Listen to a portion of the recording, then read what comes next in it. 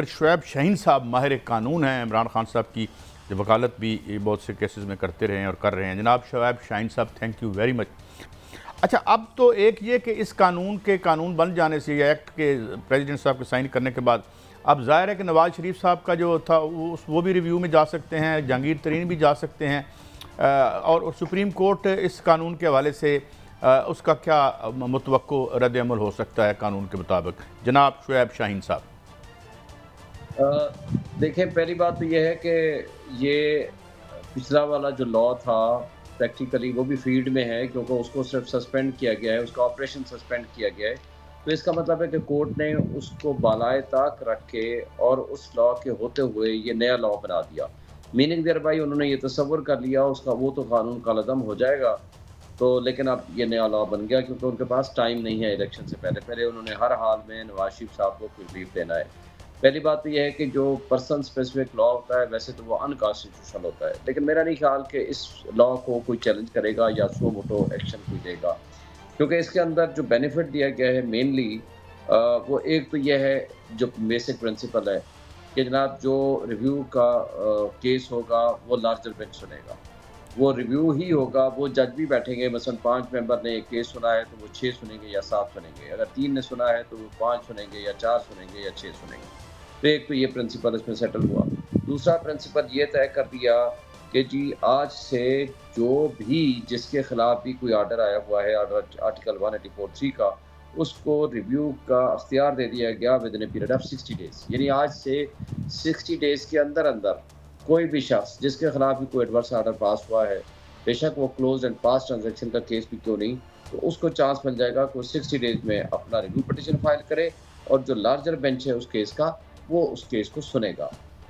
अब बज़ाहिर ये लगता है कि जहांगीर तरीन और नवाज शरीफ का रास्ता हमवार करने के लिए ये कानून बनाया गया है, और दूसरा ये कि ये जो अभी रिव्यू इलेक्शन कमीशन ने पिटीशन फाइल कर रखी थी और उसके ऊपर फैसला आने वाला था, अब इसके 2 चीज़ें हो गई हैं। एक तो गवर्नमेंट ऑफ पाकिस्तान को भी ये मौका मिल गया है कि जो रिव्यू का उनका 30 डेज़ का टाइम था वो ख़त्म हो गया।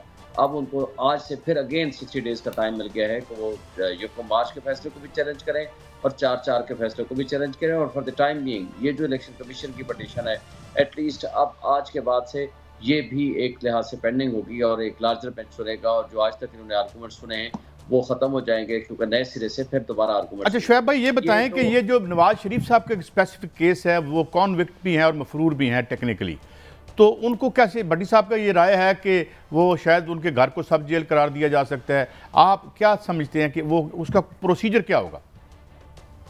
देखिए, पहली बात तो यह है कि उसमें वाकई दो किस्म के केसेस हैं। एक तो जो इस्लामाबाद हाई कोर्ट वाला केस है जिसमें उनकी अपील थी खारिज हो गई, वो यहाँ आएंगे, रिवाइव कराएंगे और अपने आप को वो इसमें बेल लेंगे कि जनाब मुझे रिवाइव भी करें और मेरी ज़मानत भी करें। और दूसरी बात यह है कि वो वहाँ से ज़मानत भी उन्होंने की थी जो लाहौर में थे कोट लखपत जेल में, वहाँ से भी उन्होंने जो बाकी पेंडिंग केसेस थे उस पर भी ज़मानत लेंगे। और फिर उसके बाद ये भी हो सकता है कि जो ही वो उतरने से पहले ही वो यहाँ से अपील फाइल कर लें या अपनी ज़मानत के लिए प्रोटेक्टिव बेल अप्लाई कर लें कि जी मैं मुल्क में आना चाहता हूँ और मुझे ज़मानत दी जाए ताकि मैं पेश हो सकूँ, कोर्ट में सरेंडर करना चाहता हूँ। जिस तरह इसहाक डार को मिली थी और जिस तरह इसको मिली थी सलमान शहबाज को, लेकिन वो कन्विक्टेड नहीं थे, ये कन्विक्टेड है, इसलिए इनको सबसे पहले सरेंडर करना पड़ेगा, फिर बेल के लिए अप्लाई करना पड़ेगा।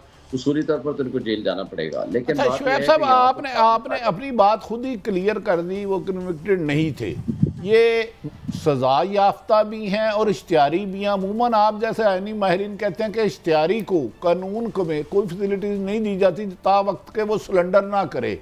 जो बंदा 4 साल से इलाज की गरज से गया है, क्या कानूनन जब वो एयरपोर्ट पे उतरते हैं उन्हें गिरफ्तार किया जा सकता है कि नहीं? कानून क्या कहता है?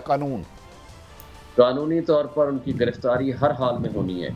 अब गिरफ्तार करके उसको घर ले जाते हैं, सब जेल डिक्लेयर करते हैं, उसको जेल लेके जाते हैं, ये गवर्नमेंट की डिस्क्रिशन है। और नेचुरली चूँकि उनकी अपनी गवर्नमेंट है पूरे पाकिस्तान में और उनका आजकल तोती बोल रहा है, एस्टेब्लिशमेंट से उनकी दोस्ती हो गई है, शहबाज शरीफ साहब उनके भाई प्राइम मिनिस्टर हैं, उनके नॉमिनी जो है वो पंजाब में बैठे हैं, तो ज़ाहिर है उनको तो प्रोटोकॉल के साथ ही जहाँ जहाँ वो कहेंगे जिस तरह की वो फैसिलिटीज़ चाहिए होंगी वो उनको मिलेंगी, लेकिन उनको पहले सरेंडर करना पड़ेगा और फिर ज़मानत के लिए अप्लाई कर सकते हैं और फिर अपील पर फैसला आएगा। और जब तक उनकी कन्विक्शन ख़त्म नहीं होती तब तक वो अगर सुप्रीम कोर्ट चाहे भी ना उनको रिलीफ नहीं दे सकती, वो जो ताहयात नाअहली है।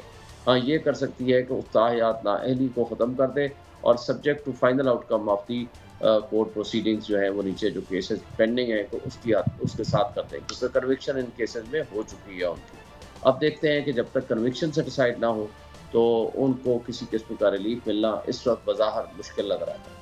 अच्छा सर, जो आपने अभी फरमाया कि इन्होंने मतलब है 10 साल पहले भी कोई इश्तिहारी साहब मुल्क से भागा हुआ था तो उसको भी 60 दिन मिल गए हैं अपील करने के लिए। अमूमन ऐसी चीज़ें होती नहीं, अगर कोई अमेंडमेंट की भी जाती है तो उस वक्त से होती है, माजी से नहीं उसको नथी किया जाता। आप इस एक्ट की तरमीम को कैसे देख रहे हैं? किसी खास मकसद के लिए किया गया या अवामी फलाह बहबूद के लिए की गई है इसमें तरमीम?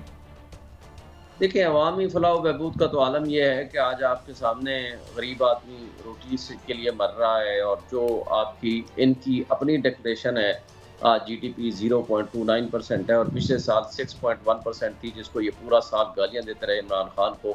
उसकी कहते हैं कि जी हम तो महंगाई मुकाओ माश लेकर आए थे। गरीब आवाम और पब्लिक का तो उनके लिए इशू ही नहीं है।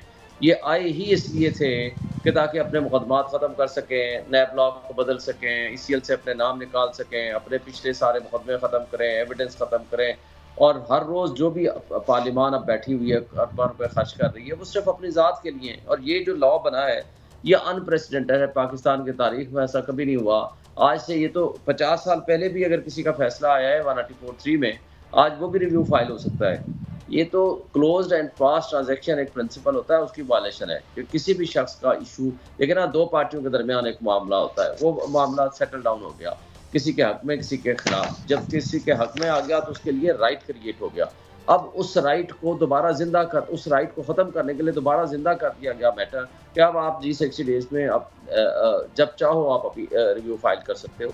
मेरा ख्याल है इस हद तक ये जो वाली जो प्रोविजन है, इसको जो कहते हैं प्रोविजन सेक्शन 5, ये बज़ाहिर अनकॉन्स्टिट्यूशनल लगती है क्योंकि ये पर्सन स्पेसिफिक है और ये सिर्फ अपने बंदों को बेनिफिट करने के लिए और अपने आप को वहाँ से जान छुड़ाने के लिए ये उन्होंने किया है।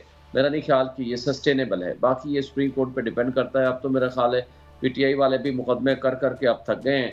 अब अदालतें खुद कह देती हैं कि भाई हम तो आपको रिलीज़ कर देंगे, लेकिन अगर आपने रिहाई पानी है तो जाओ पहले प्रेस कॉन्फ्रेंस करके आओ। अभी आपका प्रेस कॉन्फ्रेंस का मूड नहीं बना, तो वो ये हालत है। अब अदालतें भी मतलब सुन के तंग आ गई हैं। अदालतों के ऊपर जिस तरह ब्लैकमेलिंग है, जिस तरह मलाइन कर रहे हैं, जिस तरह जजेस का नाम ले लेके, ये भी तो एक इदारा है भाई। आपकी फ़ौज अगर एक इदारा है, हमारे लिए काबिल एहतराम है, वो भी एक बहुत अच्छा इदारा है, लेकिन वो तो मिनिस्ट्री ऑफ डिफेंस के अंडर में एक एग्जीक्यूटिव इदारा है और वो आपका एक part and parcel attach department है, वन ऑफ दी एक डिपार्टमेंट है। और पिलर ऑफ द स्टेट 3 है, लेजिस्लेचर है, आपका एग्जीक्यूटिव है और एग्जीक्यूटिव की एक ब्रांच चीफ एग्जीक्यूटिव के अंडर में है, एक छोटी सी ब्रांच है जिसको आप मिलिट्री एस्टेब्लिशमेंट कहते हैं। जबकि जो अदलिया है वो एक पिलर ऑफ द स्टेट है। और चीफ जस्टिस ऑफ पाकिस्तान और जजेस का नाम लेके आप मिलाइन करते हैं, उनको गालियां देते हैं, उनके दरवाजे बंद करते हैं, उनके रोड के ऊपर खड़े होकर उनको लिटरली गालियां देते हैं, उनको धमकियां देते हैं। पार्लियामान के अंदर जजेस का कंडक्ट डिस्कस करते हैं जो कि अनकॉन्स्टिट्यूशनल एंड इलीगल है और सुप्रीम कोर्ट की जजमेंट को नलीफाई करते हैं। आप करारदादों के जरिए, आप करारदाद के जरिए आइन को मुअत्तल कर देते हैं, बुनियादी इंसानी हुकूक मुअत्तल कर रखे हैं। ये सारी चीज़ें जायज़ हैं। बस एक उनके लिए है कि किसी तरीके से इमरान खान की पॉपुलैरिटी को साइडलाइन कर सकें, किसी तरीके से इमरान खान के बंदे तोड़ सकें, उसका साइज़ कम कर सकें और हम उसको मिलाइन कर सकें। और सुबह शाम मीडिया भी उनके लिए बैठा हुआ है उनके खिलाफ बोलने के लिए, और एक बहाना बनाया हुआ है, कोई ना कोई एक बहाना उठाते हैं। कोई 1 साल रगड़ा लगाते रहे तोशा खाना को, जब पता चला कि मरीम नवाज ने गाड़ियाँ ली हुई हैं, नवाज शरीफ ने ली हुई हैं, जरदारी ने ली हुई हैं, सब ने, और शाहिद खान अब्बासी ने 12 गाड़ियाँ पता नहीं उससे भी ज़्यादा लेके तो वो बेच भी दी हैं या किसी को गिफ्ट कर दी हैं, जो भी उनका नाम ही कोई लेने वाला नहीं है। इसलिए कि जब आपके पास कुछ नहीं होता तो आपने एक बंदे को टारगेट करना है तो आप एक बंदे के खिलाफ करते हैं, लेकिन पब्लिक सारी उसके साथ। शोएब साहब ये बताएं, आप माशाल्लाह इस्लामाबाद को बाहर करे हुए, आपने आबद जुबैरी साहब का भी केस बड़े अच्छे तरीके से फाइट किया। बदीउल नज़र में इमरान खान साहब के खिलाफ जितने भी केस हैं, हुकूमत को बहुत ज़्यादा यकीन है कि वो इसमें नाहल भी हो जाएंगे और गिरफ्तार भी हो जाएंगे। कोई ऐसा केस मजबूत है तोशाखाना, या किस केस में आप समझते हैं इतनी जान है कि उसे सज़ा दी जा सके साबिक़ वज़ीर-ए-आज़म इमरान खान साहब को? मैं इस वक्त आपको एक कोट करता हूँ। हामिद मीर ने मुझे भेजा, वो जो कि जियो का सीनियर एंकर पर्सन है, हालांकि वो जनरली मुखालिफ एंटी इमरान तस्वर होते हैं। और उसने कहा 99% प्लस जो केसेस हैं वो बदनीयती पे और झूठे हैं इमरान खान के खिलाफ। मैं उसकी बात कर रहा हूँ। और दूसरी बात है कि कोई एक केस भी ऐसा नहीं है जो मैं समझता हूँ कि लीगली मेंटेनेबल भी है। 150 से ज़्यादा मुकदमात बना दिए भाई। अगर एक केस में भी जान थी तो फिर तो इनको 150 मुकदमात बनाने की ज़रूरत ही नहीं थी। अगर 2 केस में जान थी तो आप तो फिर 4 केस बनाते ना, 5 बनाते, 10 बनाते, 20 बनाते। पाकिस्तान की तारीख में वाहिद लीडर है जिसके खिलाफ 150 से ज़ायद मुकदमात बनाए गए।